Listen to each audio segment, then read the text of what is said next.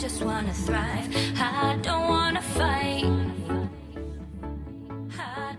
Bonjour à toutes et à tous, je me présente Mathieu Rolando, directeur marketing de la société Lachto. La société Lachto est une société viticole basée dans le Val-de-Loire. À l'origine de la société Lachto telle qu'elle est aujourd'hui, c'est la société Les Grands Chais de France, la deuxième plus grande société de vin en France. Il y a une dizaine d'années, les Grands Chais de France ont voulu s'implanter dans le Val-de-Loire.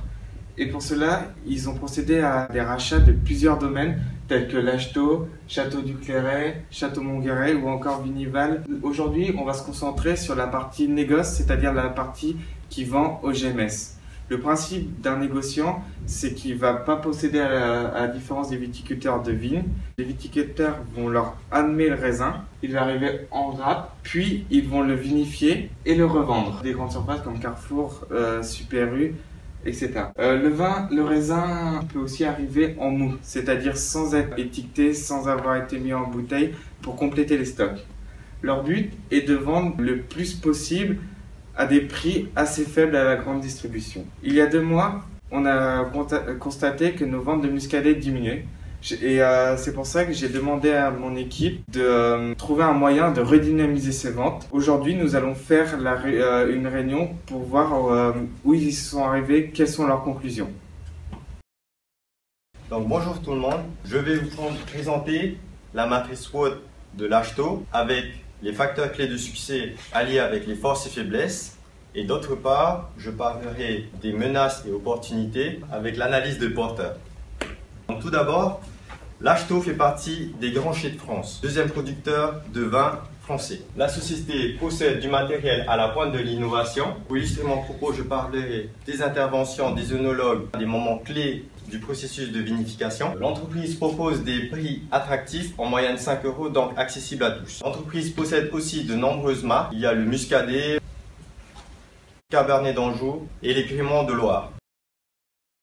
On sait que les vignes sont plantées pour plus de 60 ans. Ça peut poser problème au niveau de l'adaptation à une variation de la demande. Il y a aussi un défi important à l'exportation, car les principales faiblesses du vin sont l'acidité trop élevée, qui ne correspondent pas aux mœurs, et la méconnaissance de la région du Val-de-Loire. Concernant les opportunités, l'entreprise Lachto bénéficie du savoir-faire qualitatif du Grand Chais de France, notamment avec les installations modernes. Le Val-de-Loire est le 3e vignoble de France en appellation d'origine contrôlée.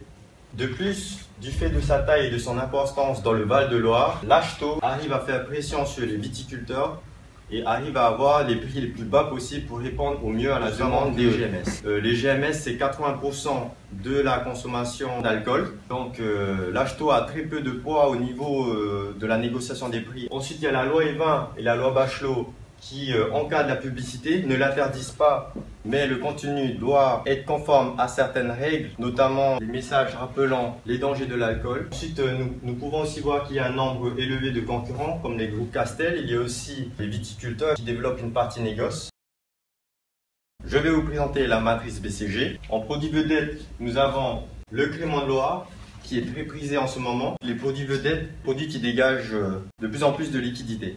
Ensuite, en produit dilemme, nous avons le Vouvray. Concernant les produits vache à lait, nous avons le Cabernet d'Anjou et bien sûr le Muscadet. Cependant, nous voyons que le Muscadet, en 10 ans, la consommation a été divisée par 2. Donc, on peut s'attendre dans les années à venir à ce que le Muscadet devienne un point mort. Très bien, monsieur Sacco. Je rappelle le contexte. On ne peut pas jouer sur le prix du fait qu'on vend à la grande distribution et qui nous impose des prix bas. On ne peut pas jouer non plus sur la distribution, on est obligé de vendre au GMS. Et on ne peut pas non plus jouer sur la qualité, vu qu'on essaye de produire en très grande quantité, la qualité ne pourra pas changer, on essaye d'avoir des vins plutôt homogènes. Donc il ne nous reste plus qu'à jouer sur la segmentation et sur l'image de notre produit. Monsieur Pelletier, si vous faisiez les jeunes, vous passez en premier. Donc moi je vais vous présenter la cible des jeunes, les 18-30 ans. Donc cette cible est importante, ils consomment moins de vin que le reste de la population, ils ont des habitudes différentes. Ils consomment lors de leur soirée et ils consomment souvent des produits sucrés avec un design travaillé qui va renvoyer une image de soi dynamique et jeune vers les autres. Donc c'est pour ça que moi je propose de commercialiser un kir qui serait à la base composé de notre muscadet lâcheteau et aux fruits que les jeunes ont plaisir à consommer. On va travailler sur le packaging et donner quelque chose de très tendance, très mode, comme on l'a vu chez Ice Tropez qui a lancé son rosé travaillé design spécialement destiné aux jeunes, avec un bouchon complètement différent, une bouteille transparente, et ça a été un grand succès. Donc je vous laisse penser que des gens qui vont consommer des kirs lâchetot en étant jeunes, plus tard quand ils vont changer d'habitude de consommation et se mettre à consommer du vin blanc, quand ils seront en magasin, ils auront plus de chances de choisir un muscadet qui est de la marque lâchetot qu'un autre. Très bien, Monsieur Pelletier.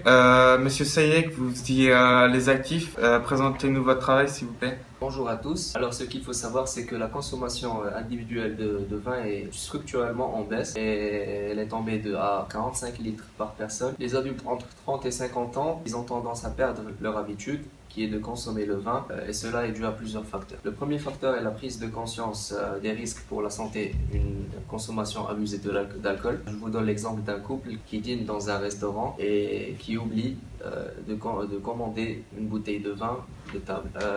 Et puisque on voit que la consommation de vin est en étroite relation avec l'habitude, on peut essayer de renouer le lien et de rappeler aux gens à quel point le vin est symbolique. Alors pour cela, on va faire entrer le muscadet comme étant un produit qui est délicat, subtil, raffiné. Par exemple, si on prend cette bouteille-là, on peut accompagner chaque bouteille par une petite carte accrochée à une petite corde qui sera elle-même accrochée au goulot. Prenons comme exemple cette bouteille-là. Il y aura une petite ficelle qui sera accrochée au goulot de la bouteille et qui elle-même aura une petite carte qui représentera une délicieuse recette de cuisine. Merci pour votre attention. Alors maintenant, nous allons voir comment toucher les seniors avec notre stratégie marketing. Nous savons que les seniors consomment de l'alcool haut de gamme et que le muscadet est plutôt vu comme un produit d'une gamme inférieure. Tout d'abord, nous savons que les seniors sont des consommateurs de vin réguliers. Comment allons-nous passer ce message à travers les seniors? Nous allons d'abord penser aux livres de cuisine qu'ils consultent régulièrement. On pourra vanter le mérite de notre produit avec une recette de poisson ou de fruits de mer, où notre produit est très bien associé. Donc les seniors pourront être touchés grâce aux livres de cuisine. Ensuite, nous allons vanter la qualité de notre produit.